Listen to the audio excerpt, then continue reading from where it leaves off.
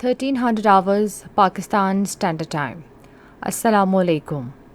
This is Radio Pakistan. The news read by Aisha Nayab. First, the headlines. Prime Minister has expressed the resolve to change corrupt system despite presence of strong status quo forces.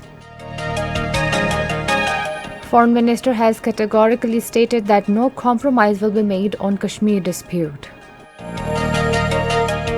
At the United Nations, Pakistan has called for equitable production and distribution of COVID-19 vaccine for speedy recovery from pandemic.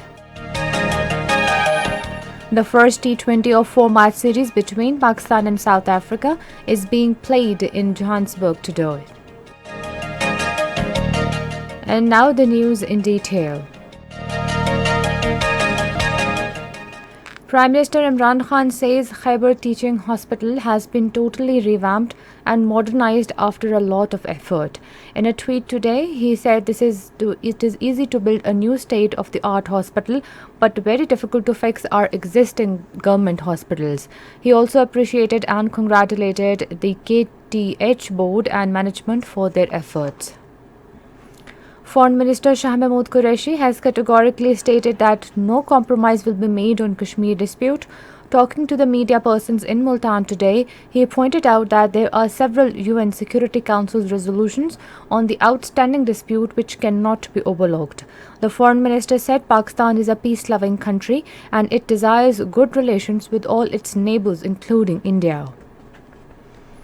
Speaker National Assembly Asad Kaisar says Constitution of Pakistan provides protection and equal rights to every citizen of the country.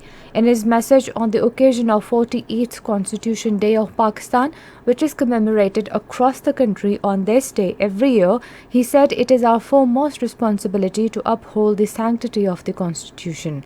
Asad Kaisar said incumbent government is trying hard to ensure the protection of the rights of the people as given by the Constitution. In his message on the day, Deputy Speaker National Assembly Qasim Khan Suri said the supremacy of the Constitution can put the country on the path of development. 100 more deaths due to coronavirus have been reported in the country during the last 24 hours. According to statistics issued by the National Command and Operations Center today, 5,139 new positive cases of the disease have been reported during tests of 49,069 people. The death toll due to the coronavirus pandemic has now reached 15,329, while 627,561 patients stand recovered from the pandemic.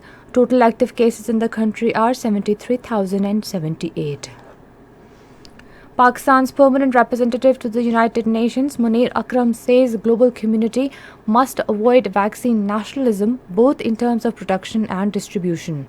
He was addressing a virtual press briefing aimed at highlighting the priority actions the world needs to take to recover from deadly COVID-19 pandemic as quickly as possible. He said vaccine production and equitable distribution is critical and inequality will slow down the recovery process from the pandemic, which has brought the world to its knees. He said countries like Nigeria, South Africa and Kenya can produce the vaccine if given the right support, thereby expanding access to the vaccine in Africa. Pakistan High Commission and Aga Khan Development Network in Canada will work together to facilitate Canadian and expatriate Pakistanis to invest in Pakistan and coordinate efforts to deal with the COVID-19 pandemic. This was decided during a virtual meeting between Pakistan High Commissioner in Canada, Raza Bashir Tarar, and diplomatic representative Aga Khan Development Network, Dr. Mahmoud Ibo in Canada. A number of issues including ongoing projects of Aga Khan Foundation in Pakistan and Aga Khan Development Network support to Pakistani expatriates and their businesses in Canada were also discussed. In Indian illegally occupied Jammu and Kashmir, the High Court has directed the People's Democratic Party President Mehbooba Mufti to approach the appropriate authority for issuance of passport.